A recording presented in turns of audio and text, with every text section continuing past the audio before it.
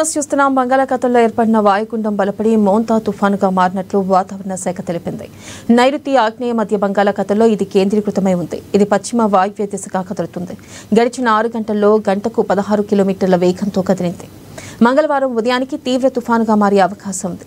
విశాఖకు దక్షిణ ఆగ్నేయంగా 710 కిలోమీటర్ల దూరంలో, కాకినాడకు ఆగ్నేయంగా 680 కిలోమీటర్ల దూరంలో, చెన్నైకి తూర్పు ఆగ్నేయంగా 600 కిలోమీటర్ల దూరంలో తుఫాను కేంద్రీకృతమై ఉంది.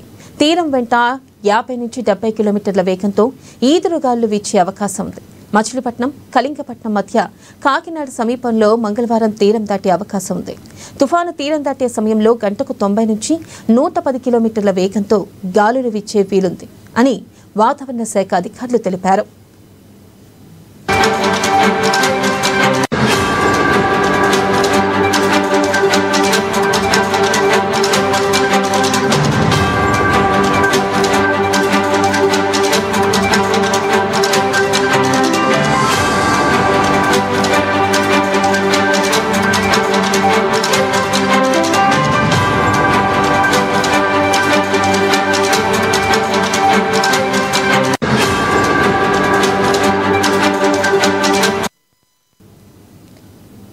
ఇక దూసుకొస్తున్న మోంతా తుఫాను వణికిస్తుంది. ఈ నేపథ్యంలో ప్రభుత్వం ముందస్తు చర్యలు చేపట్టింది. అధికారులకు సెలవులు రద్దు చేశారు.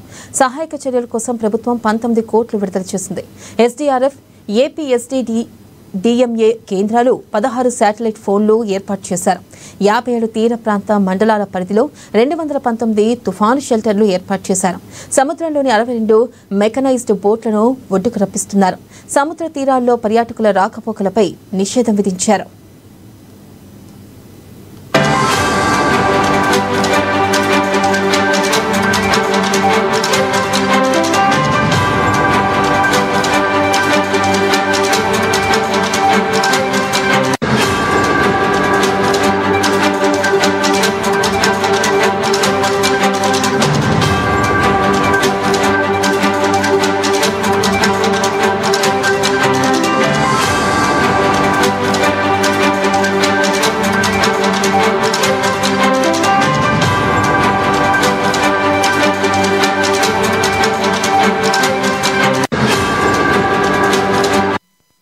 ఇక అనకాపల్లి, కృష్ణా, ఎన్టీఆర్, గుంటూరు జిల్లాల్లో విద్యాసంస్థలకు ఎల్లుండి వరకు సెలవులు ప్రకటించారు.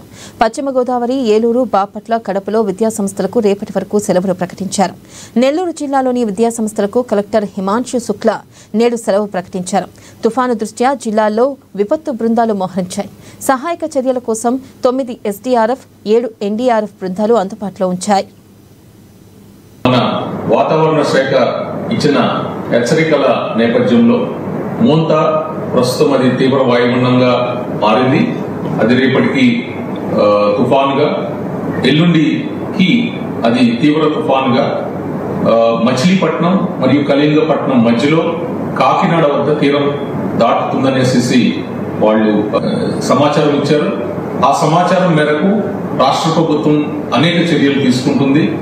సో ఆ చర్యల్లో భాగంగా ఈ తుఫాన్ టైంలో ఎవరైతే ప్రజలు ముంపు ప్రాంతాల్లో ఉన్న ప్రజలు ఎవరికైతే సహాయ సహకారాలు కావాలో వాళ్ళందరి కోసం 6 ఎన్డీఆర్ఎఫ్ టీంలు డిప్లాయ్ చేయడం జరిగింది. అవి నెల్లూరు, కృష్ణా, వెస్ట్ గోదావరి, కోనసీమ, కాకినాడ మరియు శ్రీకాకుళం జిల్లాల్లో మా టీమ్స్ ఆల్రెడీ డిప్లాయ్ అయ్యి ఉన్నాయి. ఇదే కాకుండా ఒక టీము కేంద్రపాలిత ప్రాంతం యానాంకు కూడా వెళ్ళటం జరుగుతుంది. ఇంతే కాకుండా కొన్ని టీంలు విజయవాడలో, కొన్ని టీంలు వైజాగ్ లో కూడా మేము రిజర్వ్ లో ఉంచాము. ఇన్ కేసు ఏదైనా అవసరమైనప్పుడు అవి ఇమ్మీడియట్ గా మూవ్ అవుతాయి ఎక్కడైతే అవసరం అవుతాయి.